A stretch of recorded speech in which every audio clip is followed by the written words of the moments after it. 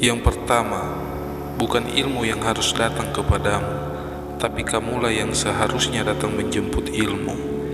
Yang kedua, ilmu pengetahuan tidak datang tetapi Anda harus mencarinya. Mengapa kita harus menjemput ilmu? Karena ilmu itu tidak akan datang sendiri kepadamu. Ilmu menjadi hal yang tidak bisa lepas dari kehidupan manusia. Ilmu diperlukan untuk menjalani kehidupan sehari-hari.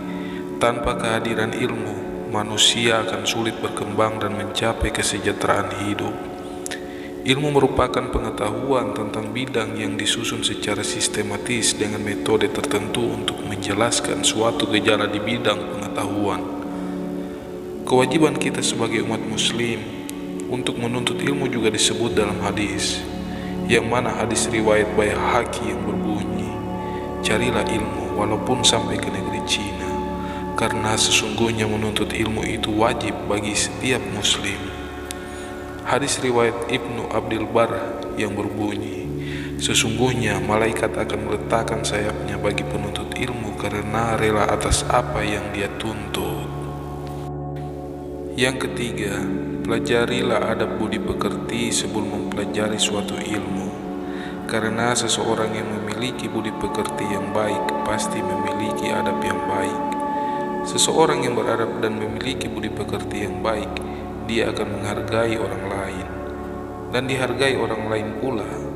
Maka orang yang mempunyai ilmu yang tinggi pasti dia mempunyai adab budi pekerti. Artinya, adab secara keseluruhan yaitu segala bentuk sikap, perilaku atau tata cara hidup yang mencerminkan nilai sopan santun, kehalusan, kebaikan, budi pekerti atau akhlak. Yang keempat, lebih baik bagi seorang pria untuk meninggalkan 1 dirham yang haram daripada memberikan 100.000 dalam bentuk amal. Rizki yang baik itu berupa beraneka ragam tanaman, buah-buahan, daging, susu serta berbagai makanan yang enak dimakan serta lezat. Sebagaimana Sang Pencipta juga melimpahkan rizki berupa pemandangan indah, pakaian mewah, terbuat dari berbagai bahan serta bentuk dan warna yang beraneka ragam pula. Beraneka ragam makanan dan pakaian yang dapat mereka dapatkan dari hasil karya tangan sendiri atau didatangkan dari berbagai penjuru dunia. Oleh karena itu, bila Anda renungkan dan amati dengan seksama, Anda akan menemukan bahwa kenikmatan dunia yang dihalalkan untuk Anda nikmati melebihi jumlah barang-barang yang diharamkan. Bahkan barang-barang yang diharamkan sangatlah sedikit jumlahnya.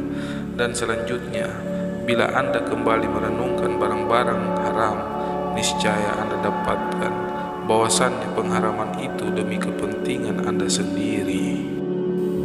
Marilah Anda sedikit merenungkan berbagai keuntungan yang Anda peroleh dengan mencukupkan diri dengan rezeki yang halal, sebagaimana juga Anda sedikit untuk meninjau berbagai kerugian yang akan Anda derita bila Anda melanggar batasan-batasan Sang Pencipta persoalan halal dan haram. Yang kelima, ilmu itu bukan sekedar banyak menghafal riwayat, namun ilmu adalah cahaya yang Allah Subhanahu wa Ta'ala letakkan pada hati seorang hamba. Ilmu agama bukan untuk dibanggakan atau hanya untuk pengetahuan dan wawasan, tapi dia menuntut untuk Anda mengamalkannya. Tidak sedikit dari kita yang menuntut ilmu, namun kadang tidak bermanfaat bagi si pemiliknya. Padahal ilmu yang disebut ilmu adalah jika bermanfaat dan bukan ilmu yang sekedar dihafalkan. Yang dimaksud dengan ilmu yang bermanfaat adalah ilmu syar'i atau ilmu agama yang diamalkan oleh si pemiliknya. Ilmu yang bermanfaat adalah ilmu yang bukan dicari untuk membanggakan diri dan sombong, sehingga ketika orang di bawahnya menyampaikan suatu ilmu, ia pun menerima jika itu adalah kebenaran. Yang keenam, sesungguhnya ketika seorang pria mulai memuji dirinya sendiri, maka kehormatannya akan meninggalkannya. Mereka yang suka membangga-banggakan diri hanya bisa menilai dirinya secara lahiriah, sementara batin mereka buta.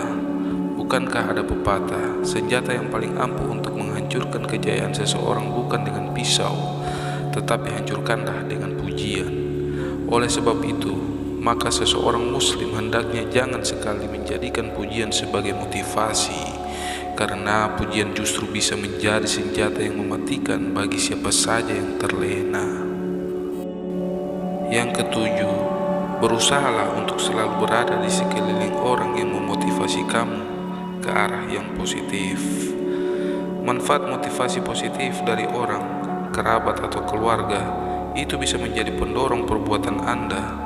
Saat Anda merasa malas mengerjakan suatu pekerjaan, pasti Anda berpikir ulang mengenai dampak negatif pekerjaan tersebut. Tidak selesai tepat waktu, tentu akan menyusahkan diri sendiri dan rekan kerja Anda, bukan? Oleh sebab itu, motivasi positif seseorang itu sangatlah berguna dalam suatu pekerjaan yang harus selesai tepat waktu. Itulah dorongan untuk seorang pekerja untuk menyelesaikan semua tanggung jawabnya. Motivasi juga berpengaruh sebagai pendorong perbuatan dan mengarahkan Anda mencapai tujuan. Meski merasa lelah, penat dan stres, berkat motivasi orang yang kuat membuat Anda tidak pantang menyerah dan menyelesaikan pekerjaan. Alam bawah sadar Anda akan terus mengingatkan diri sendiri untuk bekerja mencapai tujuan yang diinginkan. Manfaat dan pentingnya motivasi dari orang-orang positif tersebut yang akan mendorong jiwa Anda untuk menjadi lebih positif dan produktif. Yang kedelapan, patuhi ayahmu dan jangan melanggar ibumu. Orang tua adalah ayah dan ibu, baik melalui hubungan biologis maupun sosial. Umumnya orang tua memiliki peranan yang sangat penting dalam membesarkan anak, dan panggilan ibu atau ayah dapat diberikan untuk perempuan dan pria yang bukan orang tua kandung biologis dari seseorang yang mengisi peranan umat manusia untuk berperilaku hormat dan patuh kepada orang tua, karena orang tua adalah orang yang paling berjasa dalam hidup. Orang tua berarti ayah dan ibu. Keduanya harus Anda hormati dan juga patuhi. Ayah adalah orang yang paling bertanggung jawab atas kesejahteraan keluarga di rumah, sedangkan ibu adalah orang yang mengandung dan melahirkan Anda, kemudian menyusui Anda, merawat Anda, dan mendidik Anda hingga tumbuh dewasa. Yang kesembilan, jangan biarkan orang yang menyesatkan masuk ke telingamu. Kamu tidak tahu seperti apa masalah yang bisa muncul di dalam dirimu.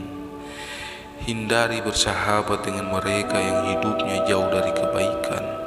Itu akan menyeret Anda menjadi seperti mereka. Pada awalnya Anda mengira Anda akan mampu memperbaiki akhlak mereka, tapi ternyata dorongan kuat dari syaitan dan hawa nafsu membuat Anda menjadi tergoda untuk seperti mereka. Anda akhirnya berpikir, ibadah atau enggak ibadah, hidupku enggak berubah kok. Malah temanku yang malas beribadah rezekinya kian berlimpah. Kenapa aku yang rajin beribadah malah rezekiku yang susah? Tapi ingat, Anda lupa bahwa rezeki atau bencana itu adalah ujian yang Allah gunakan untuk melihat kualitas kepribadian Anda.